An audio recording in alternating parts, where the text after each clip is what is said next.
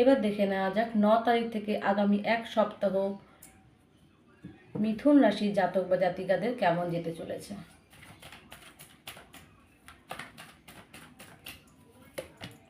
মিথুন রাশি জাতক বা জাতিকারা অর্থনৈতিক লাভের জায়গা রয়েছে, কিন্তু হেলথ নিয়ে খুব চিন্তার জায়গা রয়েছে, হেলথের জায়গা ভালো করবার প্রয়োজন রয়েছে। অর্থনৈতিক জায়গাটা বেশ ভালো দেখা যাচ্ছে। আপনারা কিন্তু এই সময় বাড়ি নিয়ে যারা চিন্তা করছিলেন, বাড়ি বানাতে চাইছিলেন, তাদের জন্য ভীষণ ভালো হবে। ঠিক আছে, বাবার থেকে কিছু পাওয়া, পিতৃসূত্রে কিছু পাওয়া, এরকম সম্ভাবনা কিন্তু আছে। এবং তার সঙ্গে হেলথ নিয়ে অথবা মায়ের হেলথ নিয়ে কিন্তু সম্ভাবনা জায়গা আছে একটু চিন্তা করবার।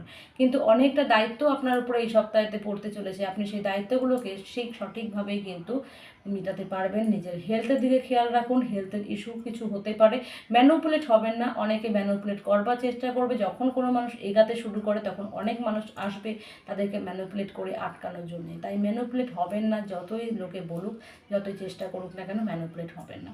ভালো থাকবেন, এই সপ্তাহ আপনার ভালো কাটুক। নতুন যদি আপনি আমার চ্যানেলে হয়ে থাকেন তাহলে অবশ্যই চ্যানেলটাকে সাবস্ক্রাইব করবেন, পাশে থাকবেন।